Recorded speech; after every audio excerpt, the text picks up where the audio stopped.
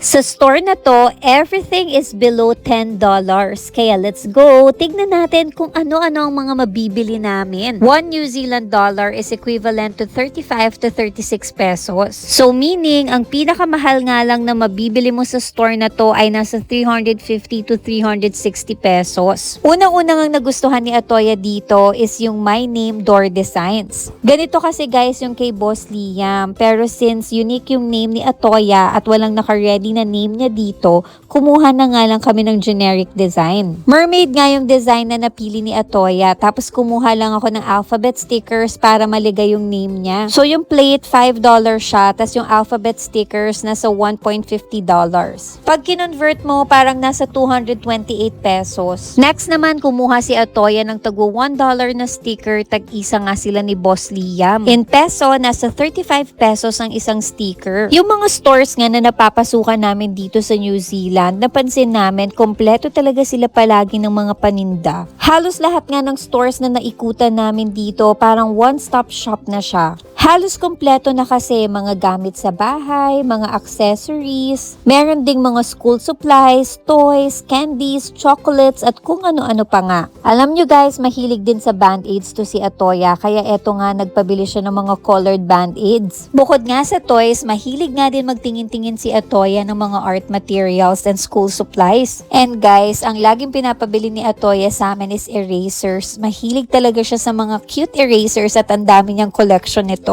Meron ding area dito kung saan ka makakabili ng mga pampasalubong. Yung mga ganitong New Zealand t-shirts usually nasa $10 siya, pero etong isang nakita namin, bagsak presyo na nga at nasa $3 lang. Yun nga lang ay big sizes na nga lang ang natira. Dito ko na nga din binilhan si Atoya ng snow gloves niya kasi parang nasa $7 lang, so parang 245 pesos. Ang dami nga din namin nakita ng mga cute souvenirs ng New Zealand. Sobrang cute nga nitong mga shot glass, nasa $1 to $3 nga lang ang isa nito. Eto namang mga New Zealand cups, nasa $10 each, so mga 350 pesos. Meron din tayong mga New Zealand coin purse na wala pang $5, tapos madami ding mga luggage tags. Sobrang dami nga ding mga New Zealand keychains and ref magnets. Tagti $10 nga lang din tong mga set na to. So, kada set meron na siyang perfume, lotion, tsaka body wash. Ang sarap talagang mag-ikot-ikot, lalo na nga kung marami kang budget pambili. Niyaya ko na nga agad si Atoya dahil baka mapabili pa nga kami ng mga hindi kailangan. Next naman, dumaan kami dito sa Chemist Warehouse. So, eto guys, parang eto yung Watsons nila dito sa New Zealand. At kung mahilig ka nga sa mga perfumes kagaya ko, dito ka nga din daw makakabili ng mga murang pabango.